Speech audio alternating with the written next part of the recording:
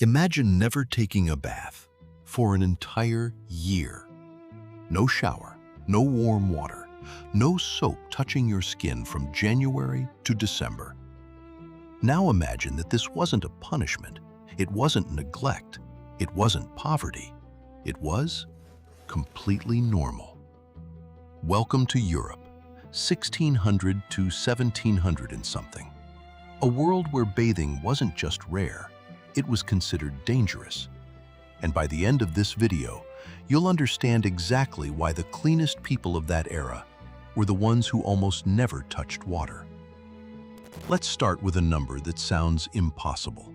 In the 1600s, the average person in France or England bathed somewhere between 2 and 3 times a year. Not 2 or 3 times a month, 2 or 3 times a year. Kings weren't exempt. Louis XIII of France reportedly went years without a full bath. And he wasn't seen as filthy by his court. He was seen as a king behaving exactly as a king should. Because here's the twist you need to understand before anything else makes sense. People of this era didn't avoid water because they didn't care about cleanliness. They avoided it because they believed water could kill them. Doctors, real trained physicians, taught that the skin had thousands of tiny pores. And those pores were seen as doorways. Open doorways straight into the body. Submerge yourself in water, they warned, and you force those doorways open. Disease, bad air, invisible poisons, all of it could pour directly into your bloodstream. This wasn't folk superstition whispered by peasants.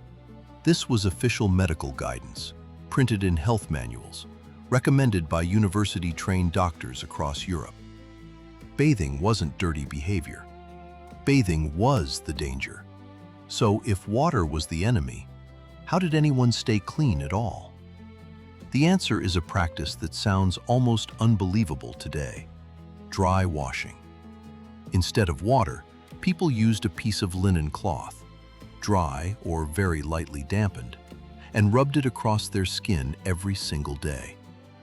The theory was elegant in a strange way. Linen was believed to absorb sweat and oil directly from the body, pulling dirt away without ever opening those dangerous pores. A clean shirt, changed daily, was considered far more important than a clean body. In fact, if you asked a wealthy person in the 1600s to prove they were hygienic, they wouldn't show you their skin. They'd show you their linen. And this single belief reshaped an entire society's idea of what clean even meant. The whiter and more frequently changed your shirt, the more respectable you were seen. Servants existed almost entirely to manage this system, washing, bleaching, and pressing an ocean of linen shirts, undergarments, and cravats for noble households. A nobleman might own dozens of shirts. A peasant might own 2. Wealth wasn't measured by how clean your body was. It was measured by how much fabric stood between your skin and the outside world. Now, you might be thinking, surely people still smelled. And you'd be right. Which brings us to the second half of this story. Because if you can't wash the smell away, you have to cover it. This is where perfume stops being a luxury and becomes a survival tool. The court of Versailles is the most famous example in history. Thousands of nobles, packed into palace halls, almost none of them bathing regularly, layered in unwashed fabric for weeks at a time. The smell, by most historical accounts, was overwhelming. So perfumers didn't just make pleasant scents, they created what were essentially chemical shields. Thick, heavy fragrances designed specifically to overpower body odor at close range. Orange blossom, musk, civet, a scent extracted from glands of actual civet cats, so intense that a single drop could fill a room. Nobles didn't dab perfume on like we do today. They drenched themselves in it. And it wasn't just the body. Entire rooms were perfumed. Gloves were scented. Even letters were sometimes sprayed before being sent. Perfume bottles became jewelry. Small, ornate containers called pomanders were worn on necklaces or belts, filled with fragrant paste that people held to their nose when the smell around them became too much. Think about that for a second. People carried a personal anti-stench device as a fashion accessory. But it wasn't only about covering odor. Scent was also believed to protect health. Remember that theory about dangerous air seeping through open pores? Well, pleasant, strong smells were believed to physically block bad air from entering the body. So dousing yourself in perfume wasn't considered vain. It was considered medical precaution.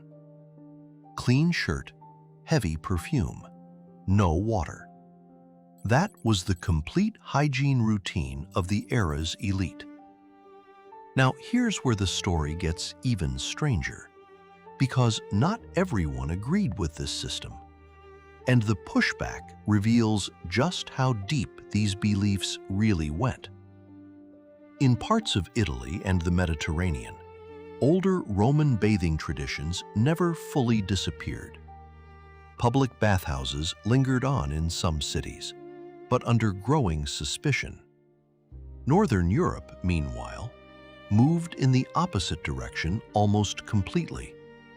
Bathhouses that had existed in the medieval period, communal, social spaces where people once soaked together, mostly vanished by the 1600s. Partly from fear of disease spreading through water, partly from religious authorities who viewed public bathing as morally suspicious, a place where modesty dissolved along with dirt. The result? An entire continent that had once bathed communally simply stopped. So what did people actually do, day to day, to feel presentable?